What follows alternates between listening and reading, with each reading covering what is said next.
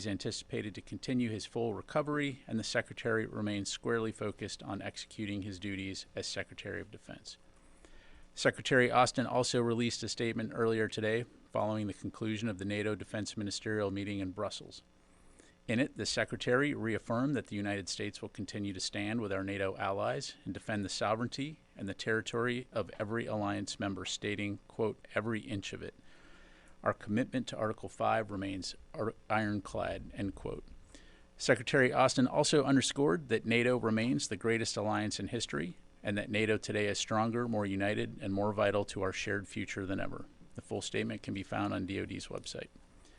Switching gears, earlier today, the Department released its first ever Resilient and Healthy Defense Community Strategy.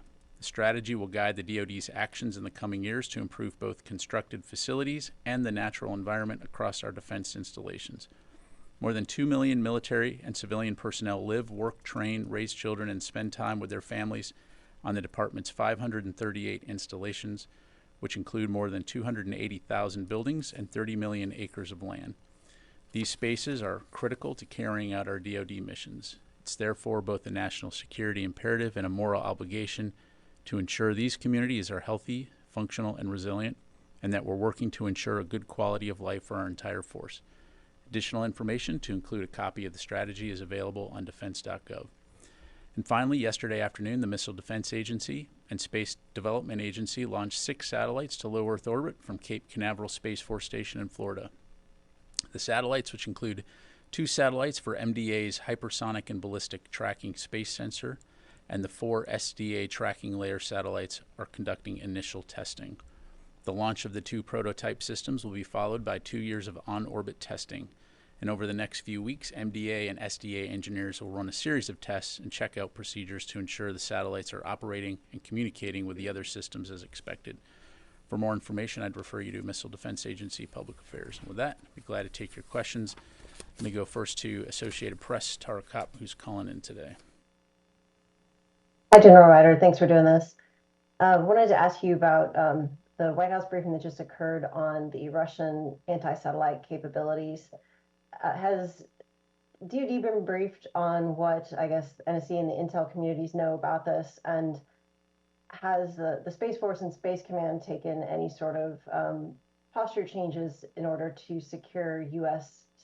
Satellites? Thanks. Thanks, Tara. Yes, I mean, we are tracking what this is. We have been briefed on it. The Secretary, of course, is part of the national security team that's been briefing the President. I'm not going to have anything beyond to provide beyond what Mr. Kirby briefed over at the White House. And as it relates to Space Command, I don't have anything specific in regards to any changes other than to say that, as you know, as space has become more congested and contested, and in light of growing threats by strategic competitors in space, U.S. Space Command and the U.S. Space Force were established several years ago to maintain a dedicated focus on this vital domain and to ensure that we have trained and prepared military space professionals whose mission it is to protect and defend America's interests in space. Thank you. We go to the room here. Orrin? The White House said there was ongoing outreach efforts to Russia regarding the anti-satellite capability. Is the Pentagon part of that? And has there been any attempt to set up a call between Secretary Austin and his Russian counterpart about this? Yeah, I don't have anything to announce in terms of calls, and I just refer you back to the White House on that. Liz? So the acting Undersecretary of Defense for Policy went. Is that in place of Secretary Austin going to brief on the Hill today? No. Okay. She was planning to go over that. What hadn't been recovering, she would have gone anyway. She was requested to go over there, and she's part of the sitting in on the briefing. Thanks. Laura? On the Russian anti-satellite weapon, can you say whether this was a new capability? Was there some sort of triggering event that this was put into the public discourse that Congressman Turner picked up on? Is there anything new here, or is this something that Russia has been developing for a while? Yeah, thanks. I'm not going to have anything to provide beyond what Mr. Kirby highlighted, and I'll underscore the key points he made. It's not an immediate threat. It's not an active capability. It has not been deployed. and as you highlighted, it's related to anti-satellite capability. So just leave it there. And then separately, there were some reports that there was another Houthi attack this morning in the Red Sea. Can you confirm that, or tell us whether there was an incident today?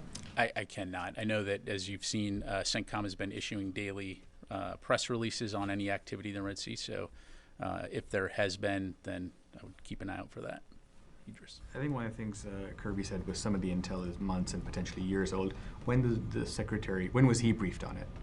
Yeah, so I'm not going to provide a specific date. I can tell you he's tracking this particular issue. And on an unrelated note, I think the last attack against U.S. troops in Iraq and Syria was February 4th. Do you believe this sort of tit for tat, the current round of tit for tat attacks is now over?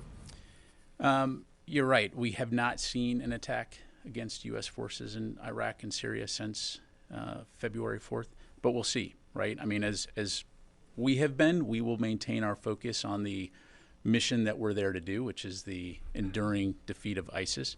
But again, if our forces are threatened or attacked, we maintain the inherent right of self-defense and will take appropriate action. End date to the retaliation for the January 28th attack, or is that an indefinite sort of? Again, as we've talked about before, I'm not going to speculate or talk about potential future operations other than, again, we reserve the right to protect our forces and will take appropriate action. Joseph. Just a follow-up on Raji's question. Does the department assess that, the U.S. response, those two rounds of responses to these attacks led to this, what seems to be one of the longest periods that U.S. forces haven't been attacked since October? I mean, that's really a question for the Iranian proxy groups to answer. Again, we'll see. I don't want to predict the future. We're staying focused on the mission that we were sent there to do, which is, again, to participate in the international coalition to defeat ISIS. And just a second one. U.S. officials told the Wall Street Journal yesterday, the day before, that the U.S. is probing Israeli strikes in Gaza and the use of white phosphorus in Lebanon from, I think, October attacks, including one of an Israeli attack on the Jabalia refugee camp that killed more than 125 people. Do you have any comment on that? Does the department have anybody looking into any Israeli attacks using U.S. weapons? Yeah, I'm not aware of any, Joseph. As far as the white phosphorus, I've seen those press reports, and you've seen that State Department has an effort underway, so I'd refer you to them for any questions about that. You mentioned the white phosphorus. How about the attacks in Gaza? Or did you both? I'm not tracking the U.S. Department of Defense conducting any investigations in Gaza. Tom? Thanks, General. Mr. Kirby said the new space-based capability was troubling. How troubled or how concerned is the Pentagon? Well, again, I'm not going to be able to get into any specifics regarding this particular threat due to the classification. On any given day, the Department of Defense monitors threats from around the world, and we work hard to mitigate those threats, and we'll take appropriate action in defense of the nation, and so today is no different. And separately, could you please give an assessment of how effective the US-led campaign has been at degrading Houthi capabilities? In terms of, well, we're still seeing, numerous attacks and then self-defense strikes. The idea of this was to obviously act as a deterrent and also to degrade the capabilities. So, well, the idea was to respond to a threat that the Houthis have been presenting since mid-November, right, when they started to attack international shipping. And so the United States, in concert with over 20 different nations, have come together to help protect international shipping through the Red Sea, as well as work with international partners to conduct strikes against Houthi capability and degrade those capabilities. And so we do assess that we have degraded some of their capability. And again, we will continue to take appropriate action to prevent attacks against international shipping. As you've seen and as you've highlighted, we continue to see those attacks occur, and we'll continue to take appropriate action. Our focus here, though, is not on fighting the Houthis. It's on two things. One, ensuring that international shipping and mariners are able to transit the Red Sea safely and securely. and two, as necessary, degrading their capability to mitigate and prevent these kinds of attacks from happening. Have you done an assessment of the extent to which that degradation has occurred because the attacks are still going We're on? continually assessing. But you can't put Well, you can't I mean, describe. again, we're going to continue working closely with the international community to help degrade and disrupt their ability to conduct these attacks. And ultimately, again, as I've highlighted before, the Houthis have to ask themselves what price are they willing to pay to take on the international community and have these capabilities degraded and ultimately put their own people in danger. Fadi. Thank you, General. So in the last 24 hours, there's been escalation and series of attacks by Israel and Lebanon that led to the death of, in one incident, family of 7, including 2 children, and another one, mother and her 2 children. First of all, is the department concerned about this escalation going beyond what we've seen so far between Lebanon and Israel? And my question is, despite everything we hear from you, from the Secretary, from the department about the need to protect civilians, the toll keeps on growing, whether in Gaza, the West Bank, or Lebanon. Does the Secretary think he needs to have a different approach to his Israeli counterparts to make his message clearer on this issue? Yeah, thanks, Fadi.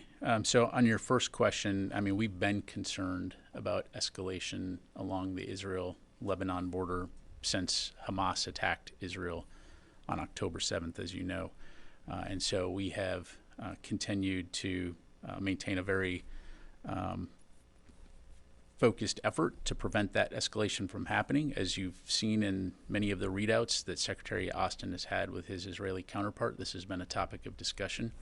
And you've heard others like the National Security Advisor just yesterday talk about the efforts that are underway to de-escalate that situation.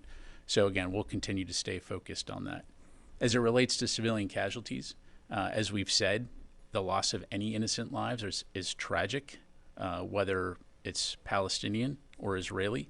At the end of the day, this is Israel's campaign. It's Israel's operations, so I'm not going to speak to their operations other than to say we can't be any more clear that we do not want to see the loss of innocent lives. We also recognize the fact that Israel has an inherent right to defend itself against future terrorist attacks and that they're fighting an adversary that has embedded itself among the civilian population. So we're going to continue to encourage them and continue to expect them to abide by the law of armed conflict and the international humanitarian law. And we'll continue to, again, as you saw in the readout last night, the Secretary had with his counterpart talking about the importance of taking civilian safety into account in advance of any operations. Excuse me, but when the department provides advice, intelligence, weapons, and support like this, and you talk about an enemy that is embedded among civilians, I guess you're referring to Gaza. What about the West Bank? What about Lebanon? And then to say that it's up to Israel to decide what to do. Isn't this department taking actually an important role in enabling Israel's actions? We're taking an important role in helping Israel defend itself, but also encouraging and helping to facilitate humanitarian assistance to the Palestinian people. Again, at the end of the day, the goal here is that Hamas is defeated and so that peace and security can return to this region. And as you've heard not only the White House say, but us say, work toward a 2-state solution so that Israelis and Palestinians can live in this area with security guaranteed for both. Let me go on to some other questions here. Jeff. General, thanks very much. Given the deals that Russia has made and the help that it's gotten from countries like North Korea, Iran, support from China, is there any concern at the Pentagon that the new space-based anti-satellite capability it's developing is a result of collaboration with any other U.S. adversaries? And is there concern perhaps that Russia, because of other deals to get help with the war in Ukraine, might have shared any of this technology with other U.S. adversaries? Yeah, thanks, Jeff. Again, as it relates to this particular threat, beyond what Mr. Kirby provided in his briefing earlier, I'm just not going to have any additional details to provide. Thanks. Chris. On the Houthi capabilities that have been degraded, CENTCOM's interdicted vessels with weapons bound for Yemen, Are the Houthis regenerating any of these capabilities? Are they being successfully resupplied? Look, I'm not going to go into any specific intelligence, but we do know that the Houthis are resourced and supported by Iran, and so again, that obviously is highlighted in the statements that CENTCOM has put out, and so again, that's something that we're going to continue to take seriously and continue to attempt to mitigate. Thank you. Let me go to the phone here. Jeff Shogel, Task and Purpose. Thank you. I know this may be a question for Soviet Premier Putin, but the god-awful thing that the Russians want to put into space, is it like GoldenEye, the thing from the 1995 Bond movie? And is it time for all of us on the ground to join Jed and the Wolverines? Jeff, I'm not sure how to respond to that. I guess we just have to live and let die. All right. Let me go on to JJ Green, WTOP. Sorry. General, thank you for doing this. Again, on the Russian advance regarding space-based weapons, I don't want to ask you about intelligence or details about what's known about it. I want to ask something different but related. Russia has been pretty aggressive in space for a while now. And, going back to 2020 when Russian satellites were stalking U.S. satellites. In 2022, a Russian Ministry of Foreign Affairs official said that commercial satellites might be legitimate targets. So my question is, what approach does the Pentagon take routinely to, one, protecting U.S. satellites and U.S. military assets, et cetera. But in general, it's just keeping an eye on what Russia's up to in space because of its aggressive and somewhat reckless behavior in the past. Yeah, thanks, JJ. It's a great question. And as I alluded to earlier, there is a recognition that space has continued to become more congested, as you highlight, all the capabilities that are there, but also more contested in terms of seeing strategic competitors like China and Russia putting capabilities into space that could threaten not only national security capabilities, but also commercial and private capabilities that are in space. And so, again, you have U.S. Space Command, which provides the operational capability to integrate national or military space capabilities, national defense space capabilities, which can include ensuring that we're able to maintain our operations, but also looking at protecting and defending capabilities in space. I'm not going to go into discussing any classified capabilities, but part of this includes looking at things like how we present capabilities in space. And what I mean by that is disaggregating, right? Previously, in a simpler time, you would put a large, exquisite satellite into space that had lots of capabilities. That's a single point of failure versus going to much more numerous, smaller satellites that are less expensive, that can be replaced more quickly, thus making it harder to take down a system, in one fell swoop.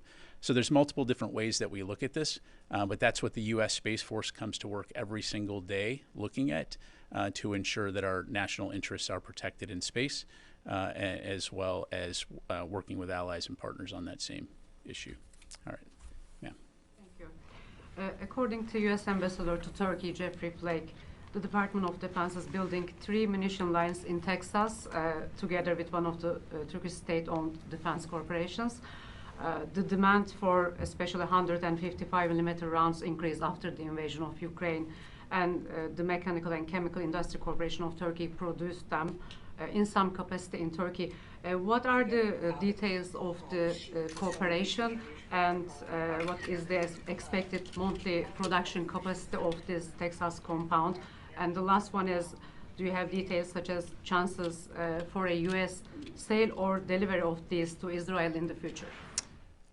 I apologize. I'm not sure I fully understand your question. There was a lot there. Yeah. Sorry. Yeah. The Department of Defense is building 3 munition lines in Texas with Turkish Defense Corporation? And what kind of cooperation is there? Can you give us some details on that? Yeah, I just don't know. I have to take that question for you. Thank you very much. Yes, ma'am. Thanks, Pat. This is Tima from Al Jazeera English. I just wanted to see if you could give us anything further on Guiana and the urgent U.S. military assistance that has been reportedly headed over there. Do you have anything further on that for us? I don't, and I don't want to wing it from the podium here, so let me take that question. Yeah, we'll come back to you. Okay, time for a couple more. Yes.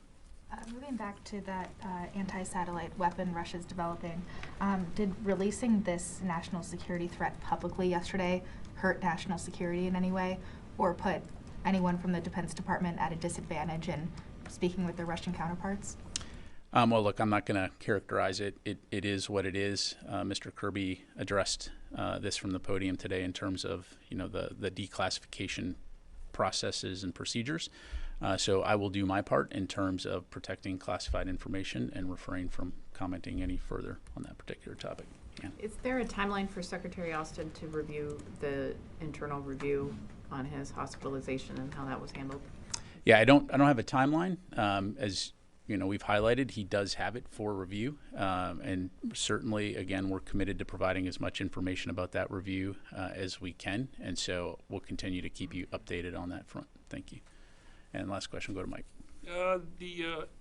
Thanks, Pat. The Atlantic Resolve IG report that just came out, the IG noted that Ukraine is still operating under basically a Soviet-style doctrine in the field. I was wondering, since I was under the impression over the last several months that the U.S. has been trying to train them to operate under a more Western U.S. style of war. Has that been a success since they're still fighting the same way and have not moved in 7-8 months?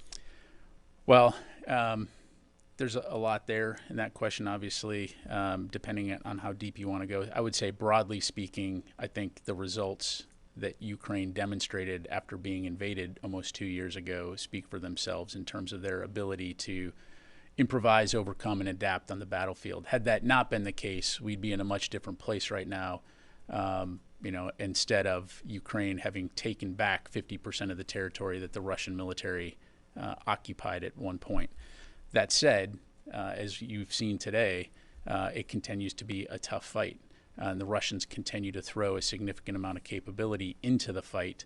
You know, consequences be damned. And so we are going to continue to support them. We're going to continue to advise as best we can. But at the end of the day, it's up to Ukraine to plan and execute its operations. But what we will do and what we are doing is continuing to work very closely with the international community. We just had the Ukraine Defense Contact Group yesterday to ensure that we understand what their most urgent needs are, ensure that we can work together to get that to them as quickly as possible, but then also importantly, work with the Ukrainian military on what its future force looks like so that they can deter future aggression from Russia and prevent another invasion from happening. Thanks very much, everybody. Appreciate it.